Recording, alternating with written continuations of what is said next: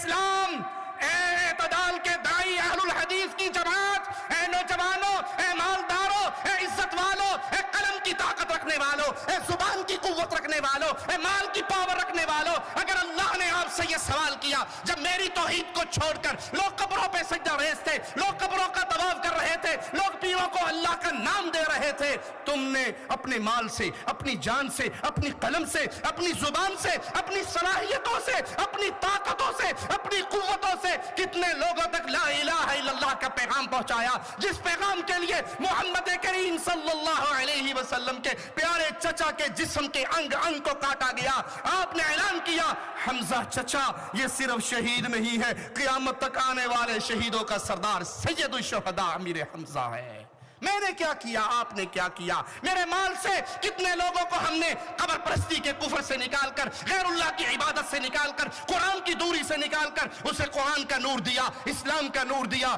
یہ سوال آپ سے بھی ہونا ہے، مال کہاں سے کمایا، مال کہاں پہ لگایا، زندگی کہاں گزار کر آیا؟ زندگی میں بہترین ایام، افضل ترین ایام تیری جوانی کے ایام تھے، بتا وہ جوانی کے ایام کہاں گزرے؟ کرکٹ میچ کے سامنے، فٹ بال میچ کے سامنے، گانوں کے سامنے، فلموں کے سامنے؟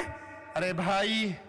یہ زندگی پہلا اور آخری موقع ہے، جب یہ چھن جائے گی دوبارہ نہیں ملے گی، جب یہ چھن جائے گی پھر انسان کہے گا ربنا ابصرنا وسمعنا فرجعنا نعمل صالحا، ایک چانس اور ایک موقع دیجئے، لیکن اللہ کی قسم پھر موقع نہیں ملے گا۔ ابھی ضرورت ہے آؤ اپنے رسول صلی اللہ علیہ وسلم کی شان کو پہچانو، پھر اس شان کو قوم کے سامنے رکھ کر کہو اس سے افضل کسی کے پاس ہے تو ہمیں بتائے، ہم بھی اس کے دامن کے اسیر ہونا چاہتے ہیں، اور اگر کسی کے پاس نہیں ہے اور میں مسجد میں کھڑے ہو کے اپنے رب کی عزت کی قسم کھا کر کہتا ہوں محمد سے پیارا کسی کے پاس نہیں ہے صلی اللہ علیہ وسلم۔